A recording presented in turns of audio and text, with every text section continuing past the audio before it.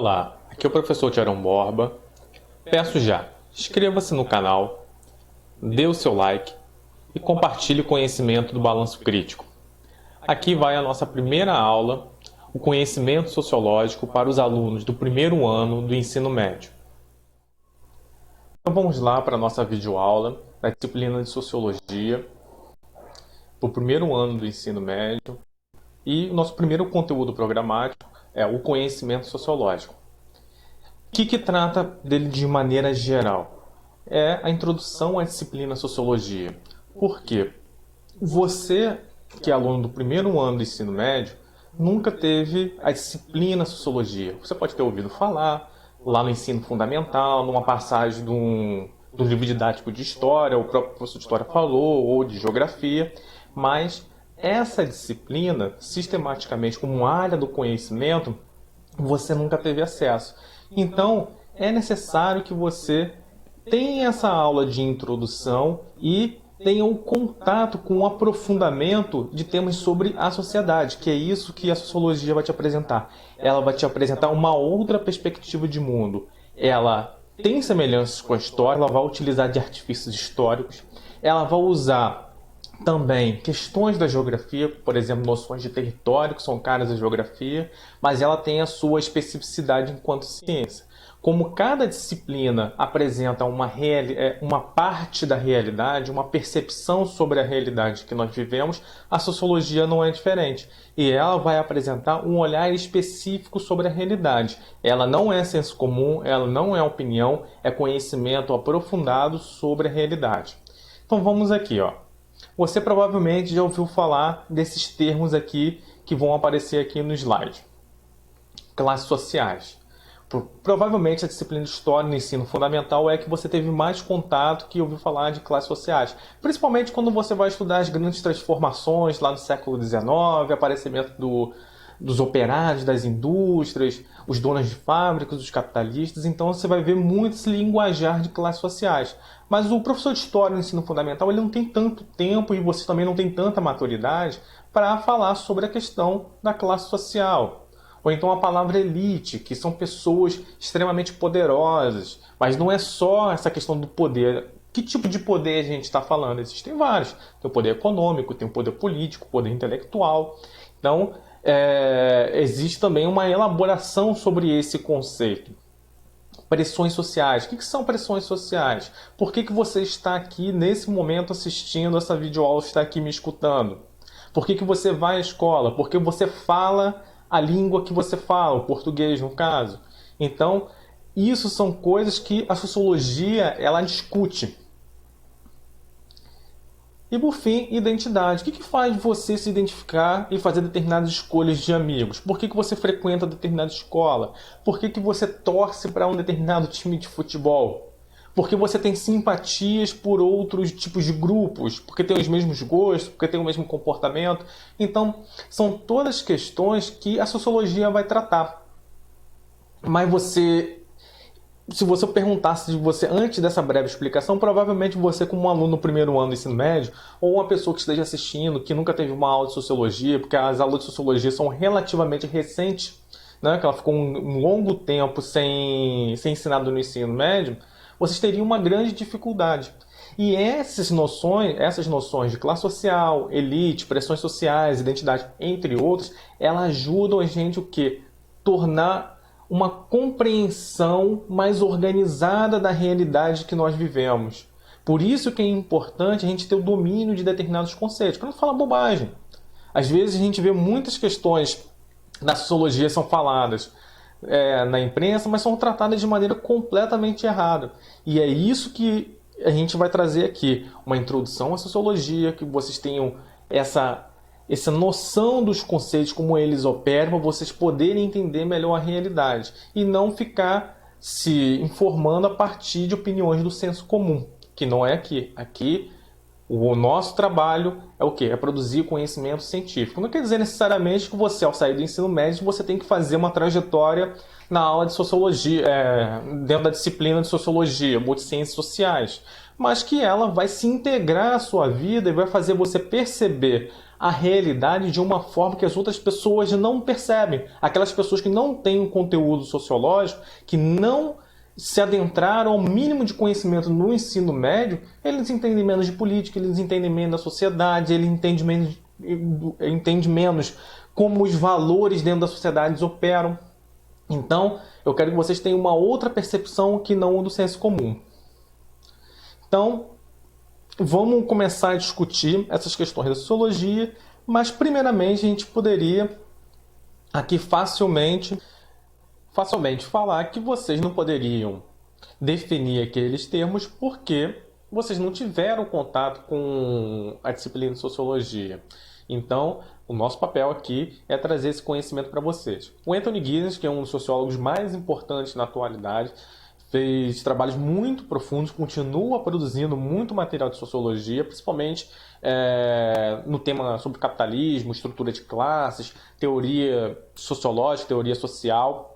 Então ele define assim a sociologia, para a gente começar a organizar e definir os limites da nossa ciência. A sociologia é o estudo da vida social humana, grupos e sociedades. Quer dizer o seguinte, existem várias outras definições sobre a sociologia. Por exemplo, a sociologia estuda as formas elementares da vida social. A sociologia é o estudo, é a ciência da sociedade. A sociologia estuda a relação entre homem e sociedade. Então, assim, de maneira geral, as grandes perguntas da sociologia é o seguinte: até onde conta o indivíduo para a transformação da sociedade? Até onde a sociedade impõe regras aos indivíduos? Até onde ela pressiona que você seja você? Até onde suas decisões são suas e não são da sociedade? Então são questões que a sociologia vai colocar. Provavelmente você talvez não tenha se perguntado sobre essas questões. Você não escolheu a língua que você fala. Ela foi imposta a você. Você não escolhe, muitas vezes, o tipo de disciplina que você vai estudar na sala de aula. Ela já estava lá, já foi construída. Pessoas anteriores ao seu nascimento escolheram a disciplina escolar que você vai estudar. E todas as outras leis da sociedade. Pararam para reparar o peso da sociedade na vida nossa? Nas nossas vidas? Então é muito grande. E a gente tem que tentar entender quais são os mecanismos que operam na sociedade e as possibilidades de ação que cada indivíduo possui dentro da sociedade. Então aqui, qual é o problema nos dias atuais? Como as pessoas tomam conhecimento da sociedade? Então, de uma maneira geral, o sistema escolar muitas vezes ele ficou, vamos dizer assim, estagnado. Ou então ele não tem o mesmo dinamismo de informações, ele não se acomodou à nova realidade do século XXI. Por N motivos. Desinvestimento na área de educação, desinvestimento no salário dos professores, falta de treinamento e formação dos professores e dos demais profissionais da educação, N problemas.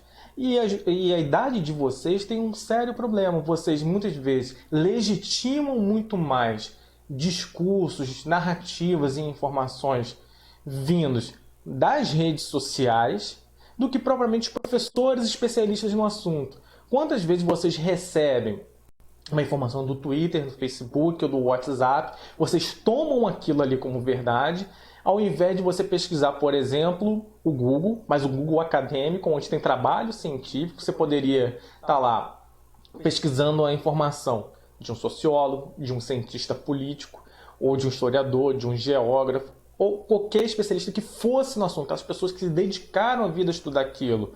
Então, tudo que a gente vê nas redes sociais normalmente vem do quê? Do senso comum. E a gente não pode legitimar aquelas informações como verdade. A gente tem que começar a olhar o lado científico, a ciência, como se produz conhecimento de verdade, senso comum e opinião. Por exemplo, o WhatsApp, Facebook e Twitter é uma festa de opinião política. Todo mundo ali acha que porque emite uma opinião política sobre alguma coisa, ele é praticamente um cientista político. E não é assim que funciona. A situação é extremamente mais complexa. Então, é esse olhar que eu quero trazer para vocês e chamar a atenção. A internet e as redes sociais são ótimas ferramentas. Eu não estou dizendo o contrário disso. Mas eu estou falando que às vezes não, muitas vezes, as pessoas utilizam essas ferramentas da maneira errada. Então, o que a gente tem? Sociologia de um lado, porque a sociologia é ciência, é conhecimento. E o senso comum são o quê? Aquela série de experiências que você teve como indivíduo, que você foi acumulando informações, mas de uma maneira não muito crítica. E você toma aquelas informações como se fossem verdade, né? São, vamos dizer assim, os seus preconceitos. Então você tenta generalizar todas aquelas vivências como se aqui o mundo funcionasse daquela forma, mas o mundo não funciona daquela forma. E a sociologia não, a sociologia é uma ciência. Ela possui técnicas, métodos, procedimentos de como tratar os fenômenos sociais, de analisar e você chegar a uma determinada conclusão. Quer dizer que aquela conclusão seja a verdade irrefutável? Não, mas é uma informação muito mais segura do que a tratada no senso comum. Então a sociologia ela é importante porque vai te dar ferramentas intelectuais para olhar a sociedade de uma determinada forma, de uma forma científica, racional. E é isso que é o importante.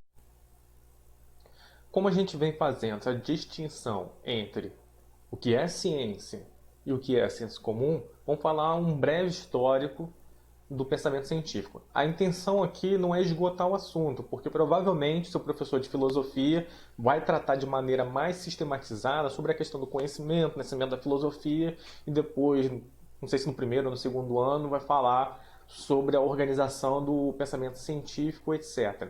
Mas o interessante aqui é a gente dar um breve panorama para a gente situar vocês e a própria sociologia, que é o nosso interesse.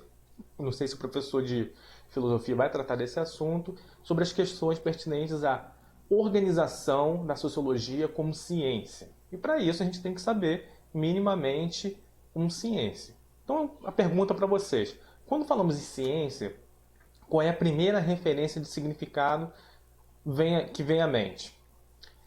De uma maneira geral, o que seria? Ficar ciente. Quando você fica ciente, é que você tomou conhecimento da realidade. Você ficou ciente de um assunto, você ficou ciente de um tema. Então você tomou conhecimento daquela realidade.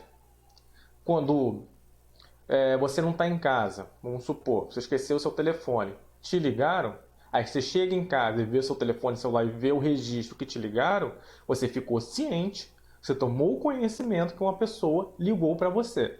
Então, de maneira geral, é isso. Agora, isso também não diferencia ciência do senso comum, mas a ideia é que a gente tomou conhecimento da realidade. Se a gente fosse pensar lá, desde as cavernas, nossos antepassados mais antigos, eles, ao longo da sua trajetória até os dias atuais, como nós nos organizamos, a gente teve um longo processo de tomada de conhecimento como a realidade funcionava. Pense bem o seguinte, nós fomos desenvolvendo a linguagem. Essa linguagem complexa do jeito que nós temos hoje é uma tecnologia, é uma forma de como nós podemos organizar a realidade. Outro exemplo, a religião. A religião, por muito tempo, ela foi utilizada para quê? Para explicar a origem do homem, como o universo se organiza, como as pessoas devem agir. E se você for perceber ao longo da história, não é que a religião não seja importante, não estou questionando isso, mas ela começou a perder determinados espaços que ela ocupava. Se em um determinado momento a religião explicava a origem do universo, cientificamente, hoje, quem explica isso? A física, que vocês estudam aí no primeiro ano. Ou então a origem da vida, lá na biologia. As pessoas continuam crendo lá nas suas religiões, seja ela qual for. Mas, hoje em dia, se dá uma legitimidade ao conhecimento dessas áreas sobre esse tipo de realidade. A questão das leis, as regras, os valores morais. A religião é importante? É importantíssima, funciona ainda hoje em dia. Mas perdeu espaço para quem? Se antigamente as pessoas seguiam só os códigos, os preceitos religiosos, seguem hoje o quê? Os sistemas jurídicos, né? As constituições que temos em cada país. Então, isso é um fenômeno. Então, a tomada de conhecimento de maneira mais profunda para a realidade foram produzindo o quê? Mais áreas do conhecimento. Se a religião ocupava todo esse espaço, ela foi diminuindo em tamanho da sua função para a sociedade e outras áreas de conhecimento mais específicas foram surgindo. E é o nosso caso aqui da sociologia. Se a religião em algum momento explicou como funciona a sociedade, como ela deve funcionar, a sociologia tenta produzir o conhecimento de como ela funciona, né? Então, essa é a ideia. Então é o seguinte, o Wright Mills é um sociólogo americano, estadunidense, no início do século XX. Ele foi muito importante para divulgar a teoria social, o que é sociologia, para que ela serve, então vamos acompanhar aqui. O que precisam e o que sentem precisar é uma qualidade de espírito que lhes ajude a usar a informação e a desenvolver a razão, a fim de perceber com lucidez o que está acontecendo no mundo e o que pode estar acontecendo dentro deles mesmos. O que ele está falando? Ele está dando várias informações. Quando ele está falando qualidade do espírito, ele está falando o seguinte, da mente. Da mente estar disciplinada a receber a informação e utilizar a razão para tratar essa informação. E essa razão, quando ela é desenvolvida na nossa mente, ela ajuda a gente a entender o que está ocorrendo no mundo e o que está ocorrendo com a gente. Como nossa vida se conecta ao mundo e como o mundo se conecta à nossa vida. Então, aí fica a questão. O que qualifica o espírito e desenvolve a razão historicamente? A educação. No slide anterior, que eu falei para vocês, do tempo dos nossos antepassados na caverna até os dias de hoje, esse desenvolvimento de tomada de conhecimento sobre a realidade, geração após geração, foi passando esse conhecimento e as gerações futuras herdando esse conhecimento, de certa forma, isso é um processo educacional. Pode não ser o sistema formal como nós temos hoje em dia, mas foi esse acúmulo de conhecimento, a crítica, o desenvolvimento da informação, da racionalidade, da razão, que fez a gente cada vez mais tomar conhecimento do nosso lugar do mundo e como a realidade funciona. E é assim a sociologia. Ela conecta a sua vida porque te situa o lugar do mundo que você está e como sua vida se conecta à realidade e à sociedade. É esse o ponto. Então, de maneira geral, como que começa? A gente não vai tratar aqui desde os gregos, né, na organização do conhecimento, a sistematização do conhecimento, mas o que é importante para a gente? Quando que as ciências começam a ser consolidadas de maneira mais sistematizada e que atinge muito de como o conhecimento é organizado hoje. Aí eu situo aqui para vocês. É um longo processo histórico iniciado no Renascimento, século XVI, e consolidado no Iluminismo. Eu não quero dizer o que foi feito anterior a isso, não tem importância, mas a gente não vai ter tempo aqui para tratar de toda a história da ciência. Então é o seguinte, lá no século XV e XVI, a gente teve Galileu, qual foi a importância dele? Ele discutiu com os religiosos para dizer que a Terra não era o centro do universo, o centro do universo era o Sol. Quer dizer, ele aprofundou os conhecimentos em astronomia e foi chamar que a gente precisava usar a razão. Usar o quê? A empiria, o conhecimento prático lá de observação, ficar olhando, olha, a Terra não está no centro do universo, é o Sol. Tudo bem que a teoria dele já caiu, mas foi importante para apontar uma outra forma de produzir de conhecimento que não era feito mais a partir da Bíblia. Era feito a partir do quê? De olhar a realidade, aprofundar e tentar entender a realidade que está à sua volta. Leonardo da Vinci produziu conhecimento de N áreas.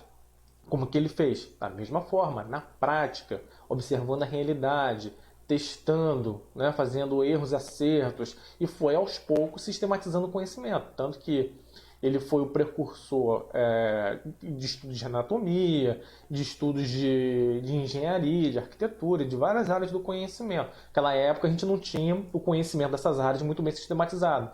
Muitas vezes uma pessoa fazia várias áreas, várias funções simultaneamente. Francis Bacon foi uma das primeiras pessoas a tentar sistematizar as áreas do conhecimento. Então ele tem um livro importante que fala sobre isso. O Descartes, para que o método para você produzir conhecimento é a dúvida. Você tem que duvidar da realidade, duvidar das coisas. Então por isso aquela famosa frase do Descartes, penso, logo existo, porque ele insere a noção de você produzir conhecimento a partir da dúvida. E Newton, que vai consolidar a ideia de ciência moderna. Não é somente o Newton, mas ele é um dos mais famosos. Por quê? A ideia de ciências que nós temos muitas vezes hoje, não é bem o caso da sociologia, mas isso eu vou falar mais à frente, é o seguinte, que a ciência deve estabelecer leis gerais. No caso de Newton com a física, ele vai o quê? Falar das equações da gravitação universal, as leis que regem o universo, como o universo funciona. Então, a ideia de ciência newtoniana vem nessa ideia de quê? De que procurar as leis gerais que governam o universo e a vida de todos nós. Então, isso é uma característica da ciência moderna e que é muito do que acontece hoje em dia ainda. Beleza? Então, seguindo lá, como a gente falou e apontou a questão do Newton, como o Newton foi importante para a sistematização e o surgimento das ciências modernas. Então, o Newton está inscrito dentro do período que a gente conhece como Iluminismo. E é nele que nós vamos nos deter agora para falar sobre a importância dele para o desenvolvimento da razão. Vamos pegar uma frase bem manjada, bem famosa do filósofo Immanuel Kant. Ele fala o seguinte: o iluminismo é a saída do homem do estado de tutela. Tutela é quando você não é responsável por si e existe uma pessoa que vai tomar as decisões por você, tá? Pelo qual ele próprio é responsável. O estado de tutela é a incapacidade de utilizar o próprio entendimento sem a condução de outrem. Por exemplo, se você é menor de idade, você tem pai e mãe que tomam a maior parte das decisões sobre você. Então, essa tomada de decisão dos pais de vocês é o quê? É a tutela deles sobre vocês.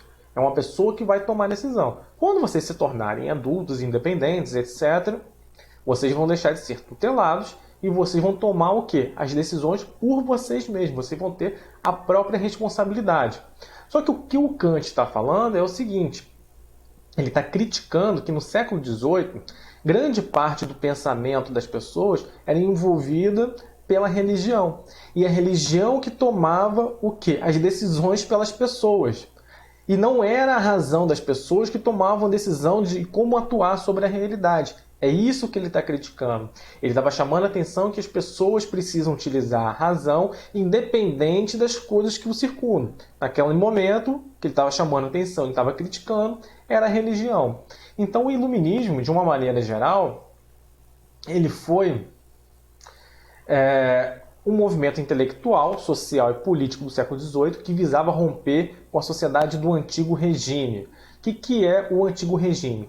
É toda a ordem econômica, política e social anterior à Revolução Francesa, onde as pessoas definiam seu lugar no mundo, as suas posições sociais, pela origem, pelo nascimento. Como que era aquela sociedade? Nós tínhamos lá o rei, né, que não era propriamente testamento, mas ele vinha da nobreza, ele que comandava. Abaixo dele o clero. Mas as pessoas não nasciam na igreja, Tiago. Mas normalmente eram pessoas que eram filhos segundos e terceiros de famílias nobres, que eram o segundo estamento. Como essas pessoas não tinham direito à herança, muitas vezes, pela legislação de alguns países, eles iam para a igreja, porque a igreja era um espaço importante de tomada de decisão. O segundo estamento, a nobreza. E, por fim, o terceiro estado, que eram todas as pessoas. Qual era a diferença? Essas pessoas eram privilegiadas, eles tinham que impostos, eles não pagavam impostos, por exemplo, o clero, a nobreza, eles tinham tribunais especiais. E o terceiro estado trabalhavam para sustentar o clero e a nobreza. Era assim, não? Era. Vocês podem perceber que o dinheiro naquele momento não era um dado importante, mas não eram mais. Porque quem trabalhava para sustentar a nobreza e o clero era o quê? Toda a população. Basicamente isso. Então é o seguinte, o que o iluminismo queria? A religião naquela época legitimava muito dessa organização, onde clero e nobreza mandavam. E o Kant e vários outros iluministas, pensadores, Locke, o próprio Kant, Maquiavel, não, desculpa, Voltaire, Rousseau, o Barão de Montesquieu, todos eles vão o quê? Chamar a atenção para isso, que aquela sociedade era uma sociedade desigual e que ela precisava ser transformada. E como que ela deveria ser transformada? A partir do uso da razão. Somente a partir do uso da razão, sem a tutela da religião. Voltaire, que vai ser um dos pensadores que mais vai criticar a religião, somente com o uso da razão que você pode o quê?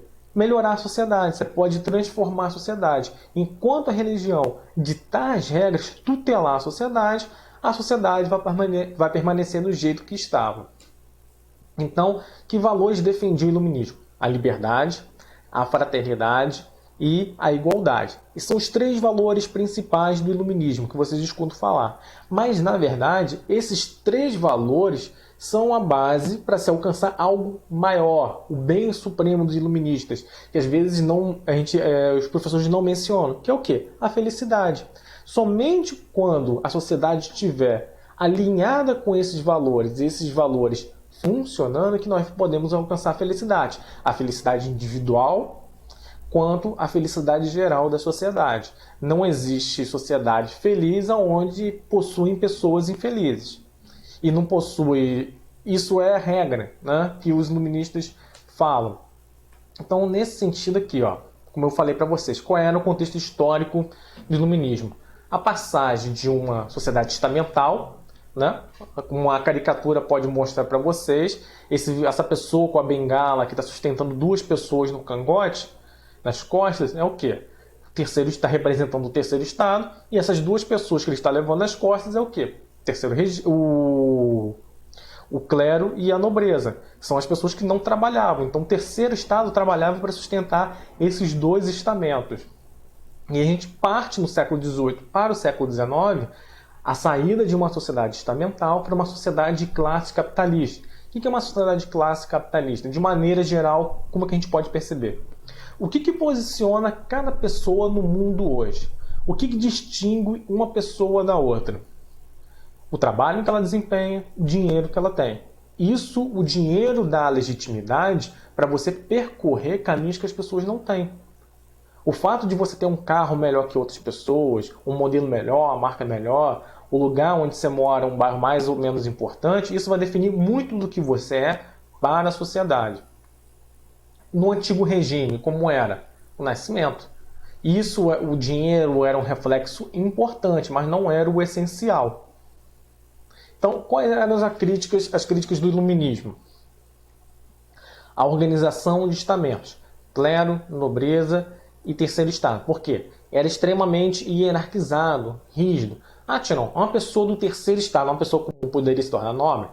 Poderia, mas era um caso extremamente excepcional, muito difícil que acontecesse. A monarquia absoluta, que dava amplos poderes aos reis, quer dizer, de maneira geral, o rei fazia o que queria. Né? A palavra do rei tinha poder de lei. Então, não tinha uma constituição com leis que definissem regras para os governantes e regras para os cidadãos, como a gente possui hoje. A mesma lei que vale para você enquanto cidadão vai valer para o governante. Ainda que existam excepcionalidades, tá, gente? Aqui a gente está falando de um panorama geral, mas por miúdos e miúdos, assim, coisas específicas, obviamente a gente vai encontrar exceções, tanto para a sociedade de hoje quanto do antigo regime. Mas, de uma maneira geral, o quadro que a gente tem político é esse, político-social. E o pensamento religioso. E a nossa sociedade de hoje, a gente se organiza a partir do quê? Da razão, da racionalidade. Ainda que exista a religião, tenha o seu papel importante, quando um político vai fazer a sua tomada de decisão, ele consulta normalmente o quê? Os técnicos. Como é que vai construir uma escola? Onde que vai construir uma escola? Quais são os dados? Aonde se precisa mais? Onde se precisa menos? Então, isso vem do conhecimento científico, da razão. Toda administração pública, ela se pauta pela racionalidade. Então, o que o iluminismo influenciou? Por exemplo, a independência dos Estados Unidos. Foi a primeira separação de uma colônia do domínio europeu na América. a Revolução Francesa. A Revolução Francesa vai de fato romper, né, com o antigo regime, vai mostrar dentro do território europeu que existe uma nova noção de sociedade que não é mais aquela que a nobreza e o clero mandavam. Por fim, a sistematização das ciências modernas. Quer dizer, a gente tem um panorama político e tem um panorama o quê? Científico, do conhecimento, da razão. Então vai ser essa nova ideia de sociedade, junto com a sistematização da ciência, que vai criar o espaço e as condições para a sociologia emergir enquanto ciência. Então, o iluminismo iniciou um movimento de predomínio da razão na condução da sociedade. Como nós vemos isso? Olha um pouco para o serviço público. Quem cuida da saúde? É um padre? Não, médico formado. Quem cuida da justiça? Os bacharéis de direito, não é qualquer outra pessoa. Então, existem pré-requisitos da trajetória da pessoa para ela ocupar determinadas funções. Você, hoje em dia, não vai levar o seu filho doente de coronavírus, o seu pai, etc., no xamã de uma tribo tal.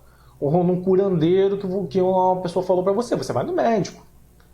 Você não vai consultar uma pessoa para defender você na justiça ou uma pessoa que está conversando na praça. Você vai ver se a pessoa é inscrita na OAB, se ela fez faculdade de direito e tudo mais.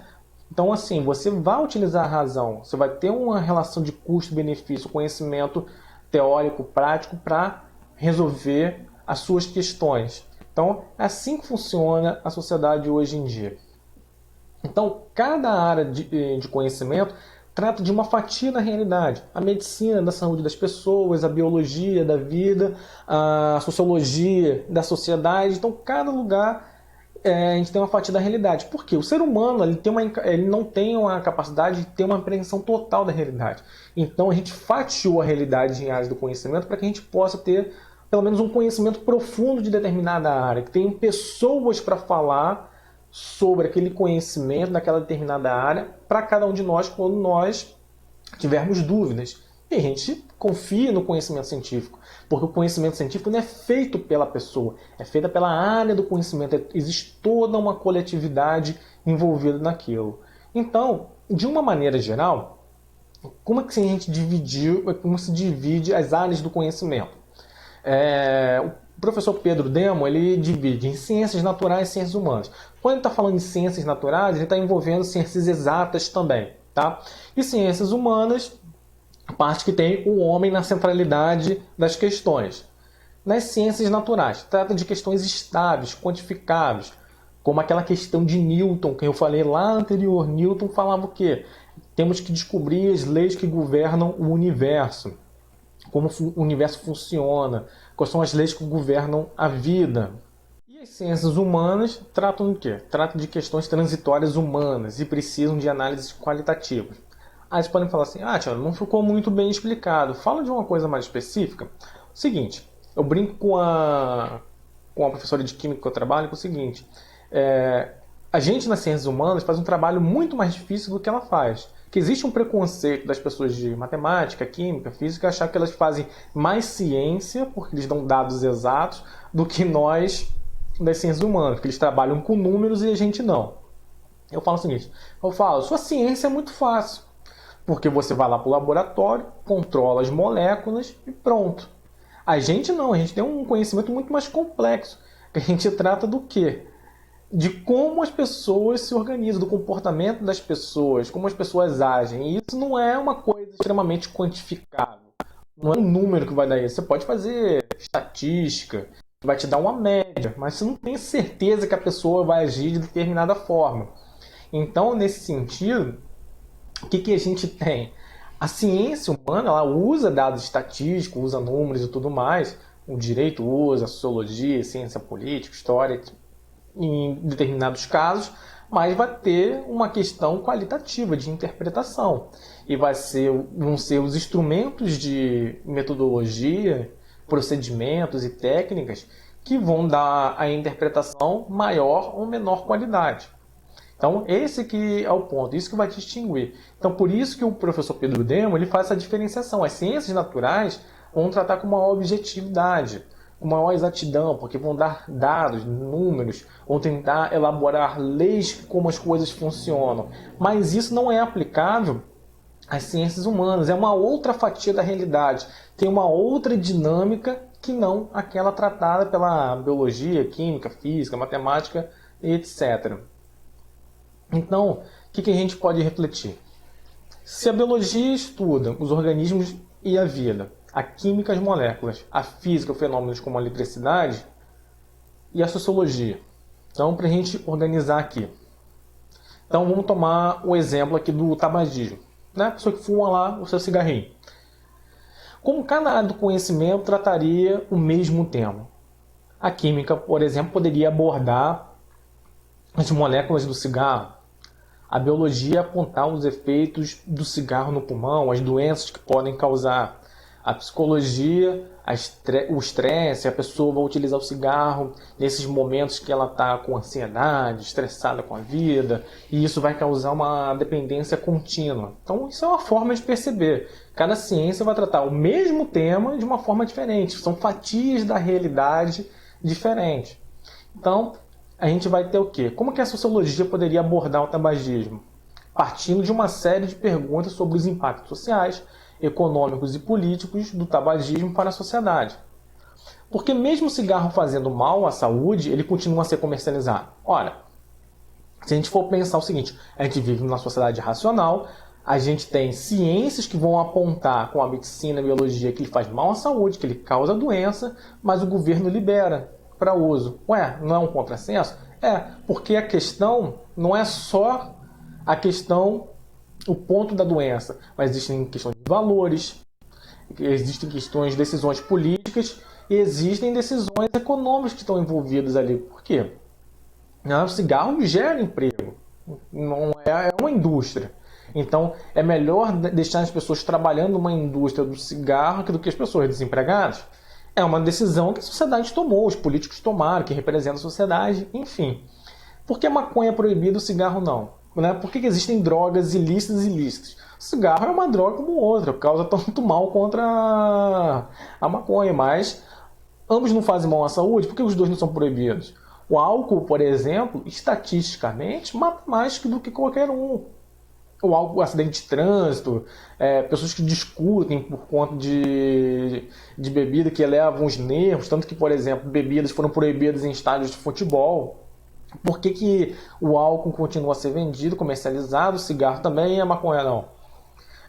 Por exemplo, açúcar e sal causam mais estrangulamento do sistema público de saúde que propriamente cigarro. Pessoas com obesidade e problemas decorrentes da obesidade, etc., problemas de glicose, elas são doentes crônicos. E eles vão lá para o sistema público de saúde. Existem mais pessoas, estatisticamente, com esses problemas de decorrência do sal e do açúcar do que propriamente em decorrência do cigarro, com câncer. Então, é um problema. Né? A gente for falar racionalmente, não foi uma escolha racional deixar o cigarro funcionando, liberado, com o cigarro liberado e as outras permitidas.